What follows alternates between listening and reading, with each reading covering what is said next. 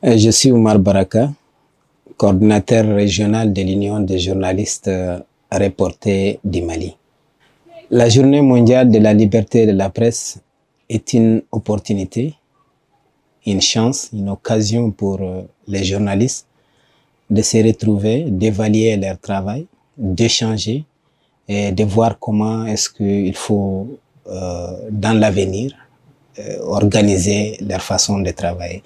C'est une occasion également de penser à tous les journalistes assassinés dans l'exercice de leurs fonctions, d'échanger pour diminuer les risques que courent les journalistes du monde.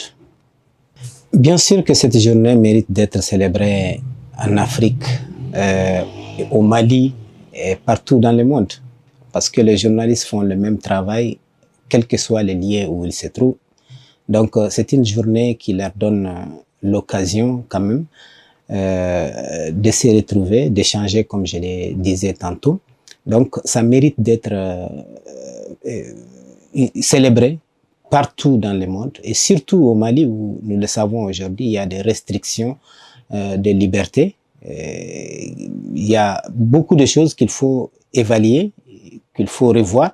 Donc, ça mérite d'être fêté. C'est une journée où il faut se retrouver, il faut échanger par rapport à tout ce que les journalistes sont en train de subir au Mali, en Afrique et partout dans le monde.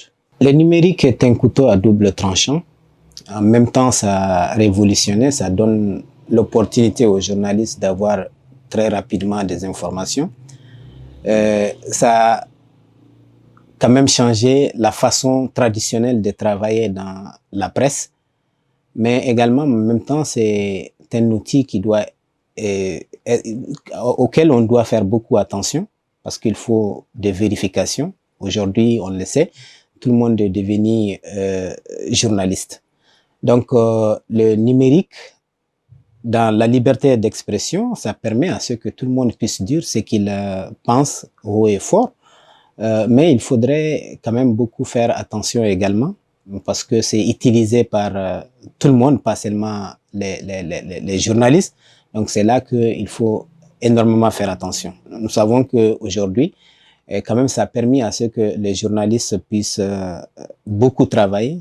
Il faut obligatoirement être dans le multimédia, être en même temps un photographe, un vidéoman et puis un journaliste. Ça a beaucoup servi. Et ça permet également, dans le cadre de la liberté d'expression, de s'exprimer à travers les réseaux. Donc, c'est vraiment une opportunité, mais il faut dire que il faut énormément faire attention pour que ça puisse être utilisé à bon escient. Parler des libertés de journalistes maliens, il faut dire que les journalistes maliens, le Mali en général, a traversé une crise de 2012 jusqu'à nos jours. Et pendant ces différentes crises, les journalistes n'ont pas eu véritablement leur liberté de s'exprimer. Il y a eu de temps à autre des restrictions de liberté des journalistes, non seulement au nord, il faut le dire, avec la prise du nord. Il y a eu carrément des restrictions. Des journalistes n'avaient pas le droit de s'exprimer comme ça se doit. Et aussi également avec le changement des gouvernements, il y a eu également des restrictions de liberté d'expression. Donc pour dire que les journalistes maliens, on ne peut pas dire qu'ils sont complètement libres, surtout que nous traversons une période de transition, où véritablement la façon de faire est dictée quelquefois aux journalistes, mais quand même de toutes les façons, il faudrait dire que c'est souhaitable que les journalistes soient véritablement libres pour pouvoir faire leur travail dans ce pays. Le défi est énorme pour le gouvernement. Il faudrait d'abord que le gouvernement accepte cette liberté d'expression des journalistes eux-mêmes pour pouvoir les protéger ensuite, surtout que les journalistes servent dans des zones où il n'y a aucune sécurité. Et donc, les gouvernements ont un grand défi pour pouvoir protéger ces journalistes qui ne font que l'exercice de leur métier, que ce soit au nord, que ce soit au sud. Les journalistes sont un peu partout, ils font un travail qui les amène un peu partout. Donc, ils ont besoin surtout de protection de l'État. Mais pour que cela soit, il faudrait d'abord que l'État, la transition elle-même, accepte que les journalistes sont libres et accepte que le travail que les journalistes font est un travail qui doit pouvoir les aider eux-mêmes à bien faire ce qu'ils sont en train de faire.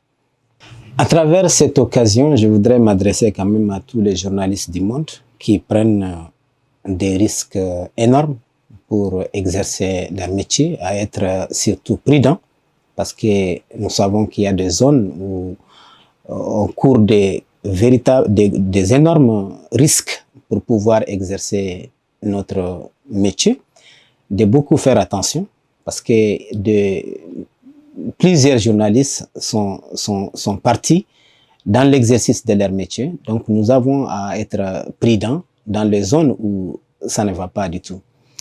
Et surtout, nous lançons un appel au gouvernement, à la communauté internationale de surtout travailler, parce que quand on dit que la presse est le quatrième pouvoir, il faudrait que ce quatrième pouvoir-là puisse avoir la liberté de s'exprimer, d'exercer pleinement son pouvoir. Il ne faut pas que ce soit seulement des mots, il faut que ce soit une réalité pour que ça puisse véritablement aider à l'évolution du monde. Voilà.